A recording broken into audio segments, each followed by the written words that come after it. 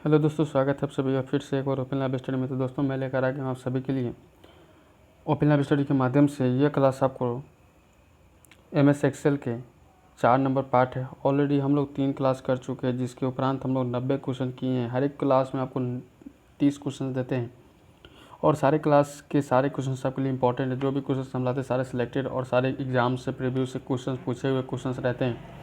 कहीं ना कहीं किसी न किसी एग्जाम में पूछे रहते हैं। खासकर डाटा एंट्री ऑपरेटर के सारे क्वेश्चंस आपको सिर्फ डाटा एंट्री ऑपरेटर से रिलेटेड रखे जाते हैं, लेकिन यहाँ पे जो क्वेश्चंस बताए जाते हैं ये सारे क्वेश्चंस आपको अदर सारे कम्पिटिटिव एग्जाम में पूछे जाते हैं। कहीं ना कहीं 1-2 क्वेश्चंस रखे जाते हैं, क्योंकि हर एक कम्पिटिटिव एग्जाम में 2, 4, 5, 10 क्वेश्चन जरूर कंप्यूटर के रहते हैं। और MS एक्सेल इतना इंपॉर्टेंट, इतना मस्ट है कि 2 से 4 क्वेश्चन तो ऑलरेडी रहेंगे ही रहेंगे। ध्यान दीजिए कि ये क्लास आपको Beltron, data entry operator, executive assistant और स्टेनोग्राफर सहित सभी डाटा एंट्री ऑपरेटर के एग्ज़ाम में बहुत ही इंपॉर्टेंट रहते हैं। ये क्लास आपको रोज़ाना 9 बजे से लाइव दी जाती है। एक्चुअली कुछ नेटवर्किंग प्रॉब्लम के कारण से यह आपको लाइव आज नहीं दी पा रही है, लेकिन सारे क्वेश्चंस आपको वही सिलेक्टेड वही रहेंगे। बस लाइव न रहकर आपको ऑफलाइन क्वेश्चंस दिए जाएंगे, लेकिन सारे क्वेश्चंस आपको एक एक करके ही कमेंट बॉक्स में आंसर करना होगा, ताकि आप सीख पाएंगे। मैं इसे 5 से 7 सेकेंड दूँगा, आपको उसके अंदर ही आंसर करना होगा। चलिए क्लास को स्टार्ट करते हैं।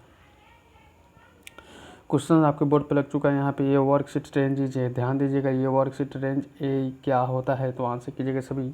नीचे कमेंट बॉक्स में कमेंट कर देना होगा कि ये ग्रुप ऑफ सेल्स होता है। क्या होता है? ग्रुप ऑफ सेल्स होता है एक सेल्स का पूरा एक समूह होता है, क्योंकि ग्रुप का हिंदी समूह होते हैं। और यहाँ पे एक वर्कशीट रेंज पूछा गया है, तो रेंज का मतलब क्या होता है? डिस्टेंसिंग। और वो डिस्टेंसिंग अपने ग्रुप के, जब फॉर एग्जाम्पल ये सारे ग्रुप है तो इसके अंदर ही उसका डिस्टेंस बना होता है। इसलिए C नंबर ऑप्शन करेक्ट हो जाएंगे। नेक्स्ट क्वेश्चन है, getting data from a cell located in a different sheet is called. ध्यान दीजिए, डिफरेंट बात पूछी जा रही है, तो एक अलग सीट में स्थित सेल से डेटा प्राप्त करना क्या कहलाता है? तो आंसर हो जाएगा सभी के यहाँ पे रिफ्रेशिंग, और B नंबर ऑप्शन राइट हो जाएगा। आप वीडियो को पॉज कीजिए, पहले आंसर कीजिए, फिर आगे बढ़िए। यही आप लोगों के लिए टेस्ट का प्रक्रिया है, और इसी के साथ हम लोग आगे बढ़ेंगे तो आप अच्छे से सीख पाएंगे। टैब स्क्रॉलिंग बटन क्या होता है? टैब स्क्रॉलिंग बटन क्या होता है? हर एक प्रकार के माउस में एक स्क्रॉलिंग बटन होता है, उसी प्रकार से यहाँ पे टैब स्क्रॉलिंग बटन क्या होता है? तो आंसर कीजिएगा सभी। Allow you to view additional sheets tab होता है आपका टैब स्क्रॉलिंग बटन का, यानी कि आपको अतिरिक्त सीट टैब देखने की अनुमति देता है, जो कि D नंबर ऑप्शन में रखा गया है। अगला देखते हैं 94 नंबर क्वेश्चन का आंसर करेंगे। A numeric value can be treated as a label value if it precedes with. क्या होता है? आंसर कीजिएगा। एक संख्यात्मक मान को एक लेबल मान के रूप में माना जा सकता है यदि वह इसके साथ संबंध रखता है किस रूप से? तो आपको यहाँ पे एपोस्ट्रोफ स्क्यू हो जाएगा आपका। देन A नंबर ऑप्शन इसके साथ करेक्ट हो जाएगा। जब संख्यात्मक मान, यानी कि आपको ऑलरेडी जानते हैं कि एक न्यूमेरिक मान और एक संख्यात्मक मान, यानी कि आपको एक मैथमेटिक नाम और एक रोमन और एक प्रकार के कृतित्व जैसे कि टाइप करने का एक साइट होता है, जो कि आप एक प्रकार के फॉन्ट मान सकते हैं। तो सारे में जब टाइप करते हैं तो अलग अलग आता है। और अगर यहाँ पर न्यूमेरिक बात किया जाए, संख्यात्मक उसका हिंदी होता है।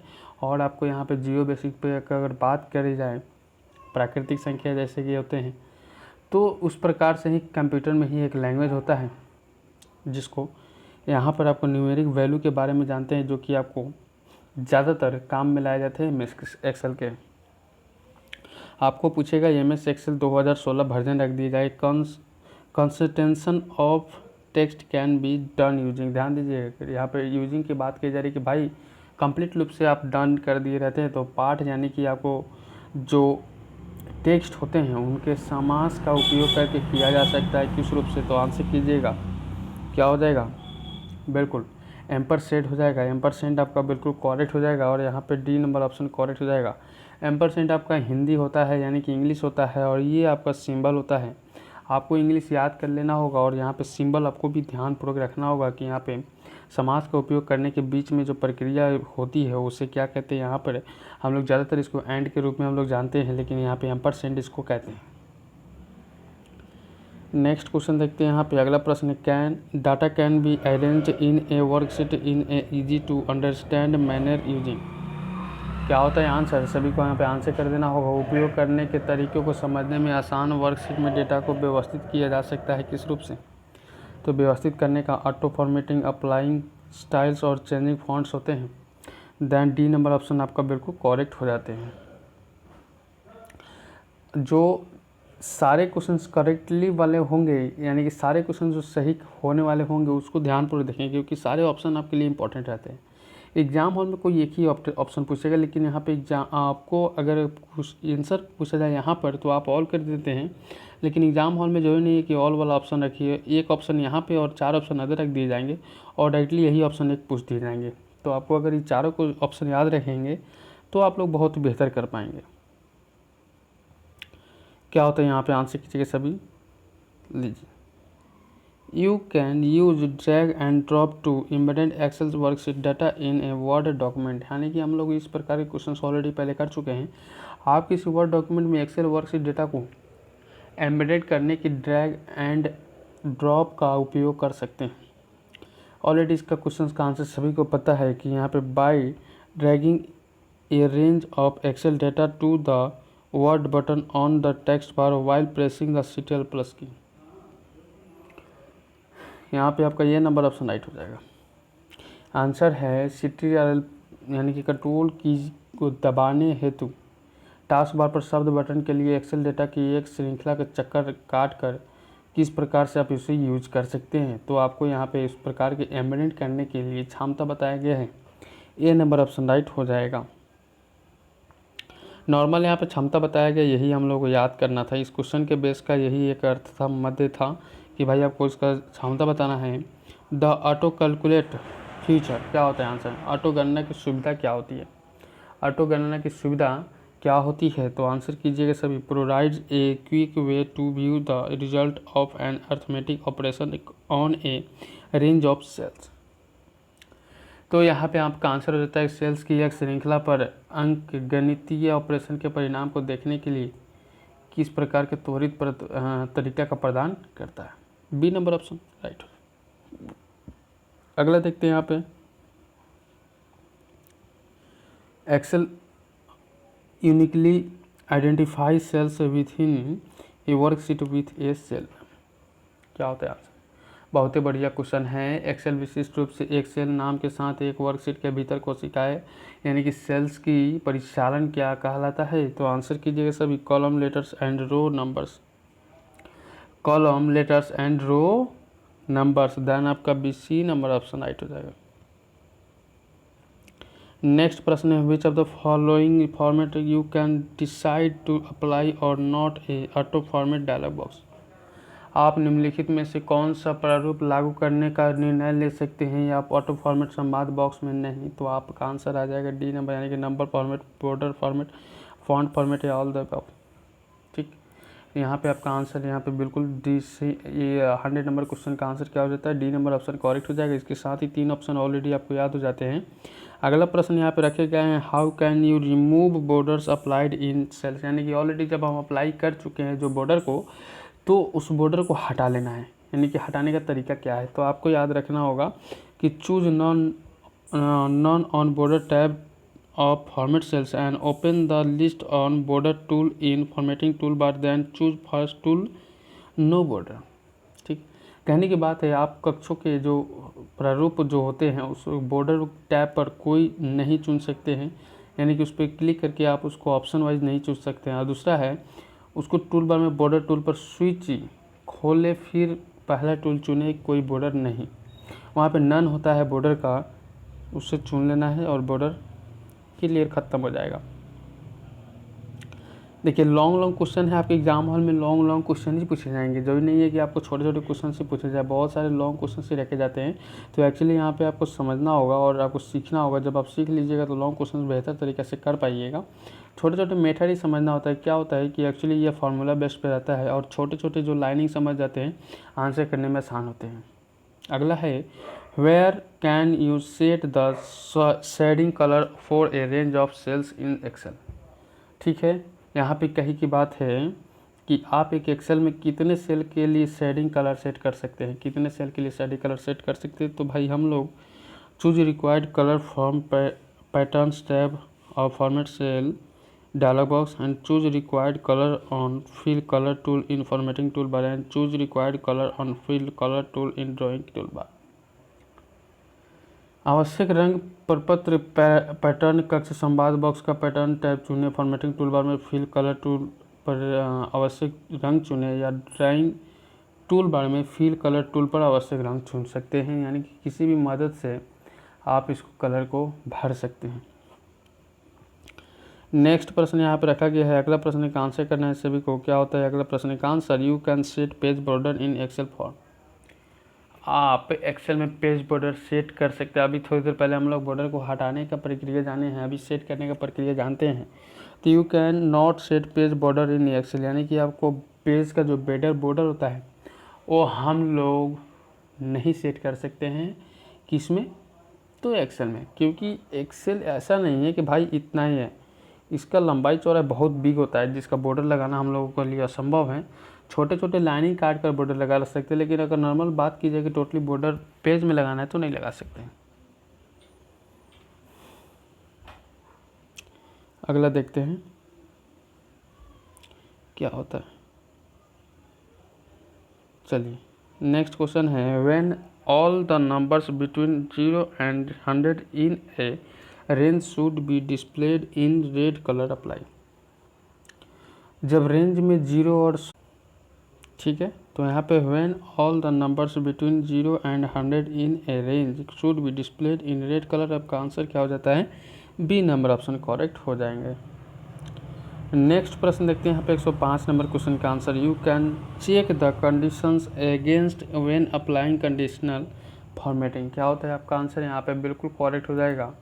बिल्कुल इस क्वेश्चन का आंसर आपको सभी को करना होगा। नीचे कमेंट बॉक्स में सशर्त स्वरूपन लागू करते समय आप किसके खिलाफ शर्तों की जांच कर सकते हैं? तो आपको वैल्यू को सेल वैल्यू का फार्मूला दोनों के खिलाफ आप ये शर्तें लागू कर सकते हैं, क्योंकि एक्चुअली अगर फार्मूला अगर गलत होता है तो आपका टाइप गलत सही नहीं होगा, क्योंकि पूरा एक्सेल एक फार्मूला बेस पे ही चलता है, याद रखिएगा।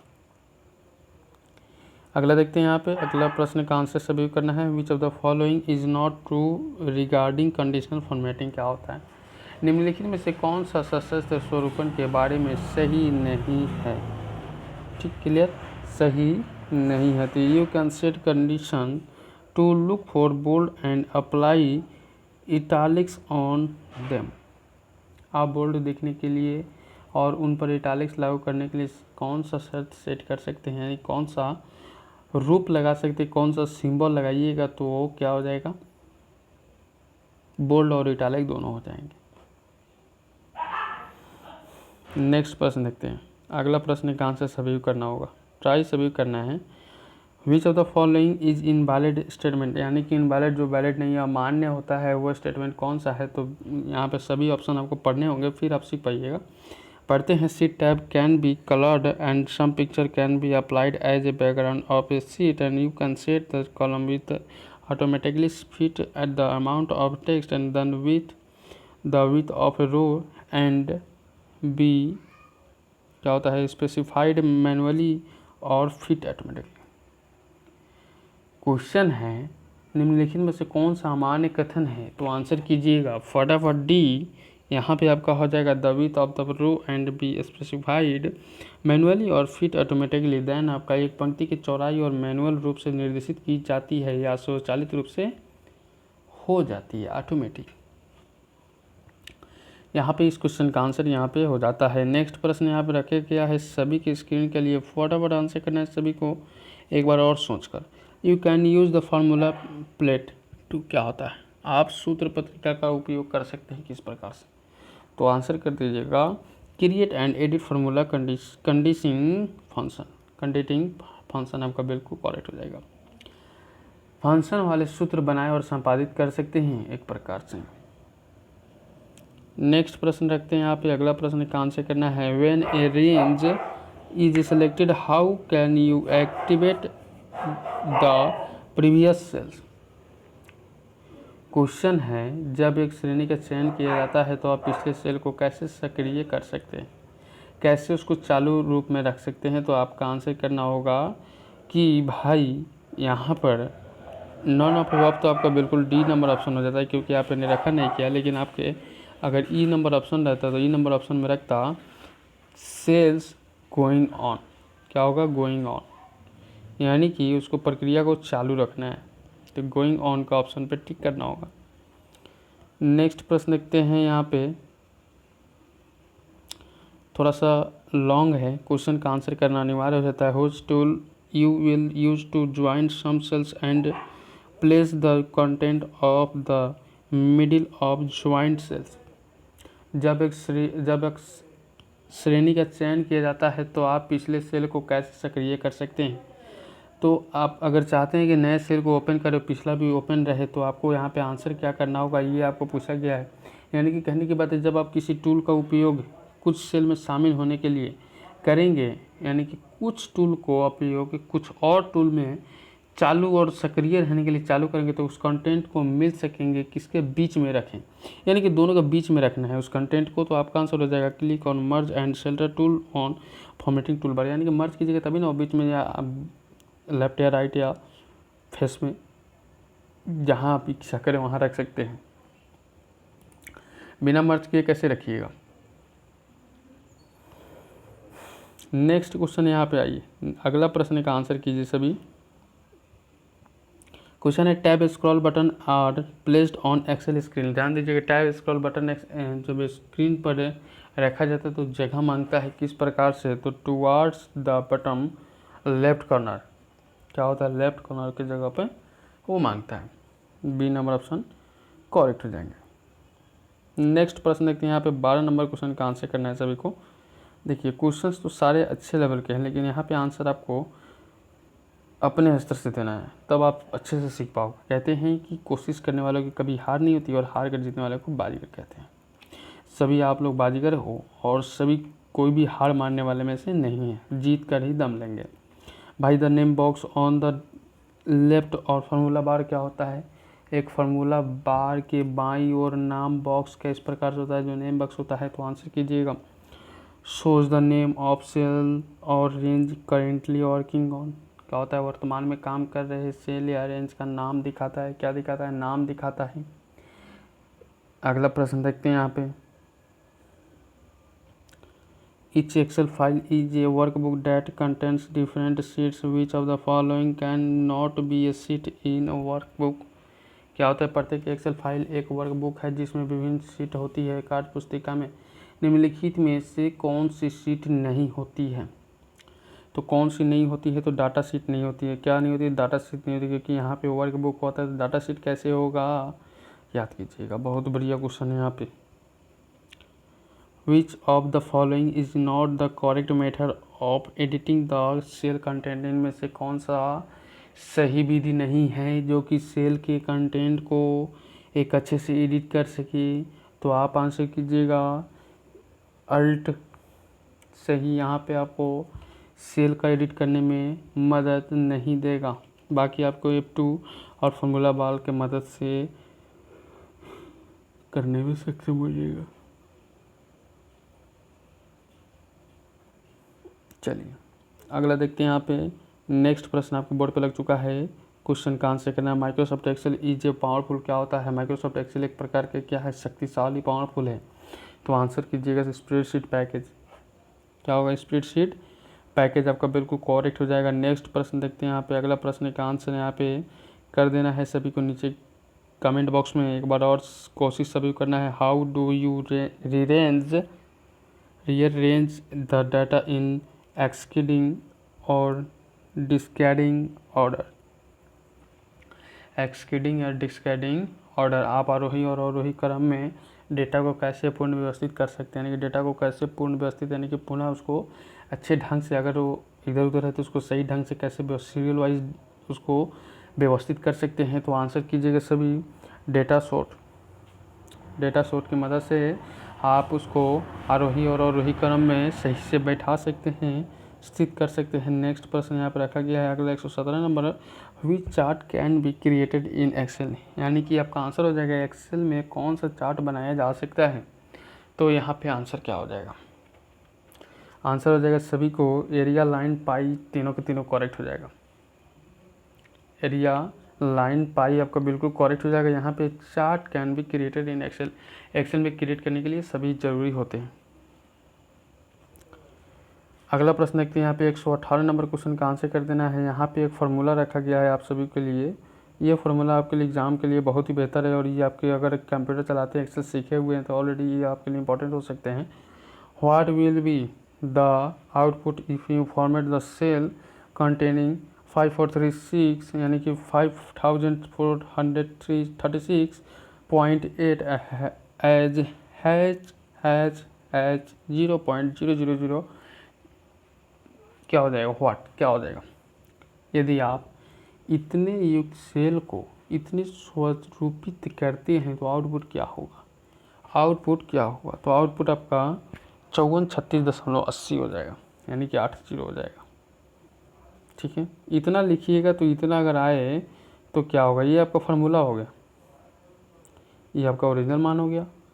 ठीक, नेक्स्ट प्रश्न का आंसर करेंगे। How do you display current data time in MS Excel.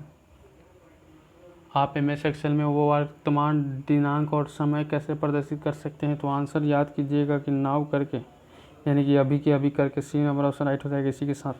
Next प्रश्न देखते हैं। यहाँ पे 120 नंबर क्वेश्चन का आंसर करेंगे। In Excel you can sum a large range of data by simply selecting a tool button called. Simply selection मतलब easily. Excel में आप केवल नामक टूल बटन का चयन करके डेटा की एक बड़ी समस्या को कैसे योग कर सकते, जोड़ सकते हैं। तो ऑटो सम करके, क्या करके, ऑटो सम करके, और सी नंबर ऑप्शन आपका बिल्कुल राइट हो जाएगा। इसी के साथ आज का क्लास आप लोग एंड होता है और हम लोग कल क्लास करेंगे 5 नंबर, जिसमें 30 क्वेश्चन ऑलरेडी रहने वाले हैं। ये भी क्लास आपके लिए काफ़ी इंपॉर्टेंट, जो भी अभी तक क्लास नहीं की कर लीजिएगा, और पिछला क्लास जो भी नहीं देखें देख लीजिएगा। ऊपर आई बटन, नीचे डिस्क्रिप्शन बॉक्स, दोनों जगह आपको देखने को मिल जाएंगे। इस वीडियो को प्लीज़ जाते जाते सभी दोस्तों शेयर कर देंगे अपने दोस्तों के पास, और ओपन लाइब्रेरी परिवार से जो नहीं जुड़े जुड़ जाइएगा, सब्सक्राइब कर लीजिए, बेल आइकन को प्रेस कर लीजिए, क्योंकि जो भी नोटिफिकेशन, जो भी नोटिस, जो भी क्लास चलाते रहते हैं वो सभी का नोटिफिकेशन आपको मिलता रहेगा और आप भी देखते रहिएगा। और इस वीडियो को पसंद करने के लिए बहुत बहुत धन्यवाद। पसंद आए तो लाइक और अपने दोस्तों तक शेयर करना ना भूलेंगे। तो चलिए फिर मिलते हैं अगले वीडियो में एक नए टॉपिक, नए एनर्जी, नए उसके साथ। तब तक good bye, best of luck, जय हिंद सभी साथियों को।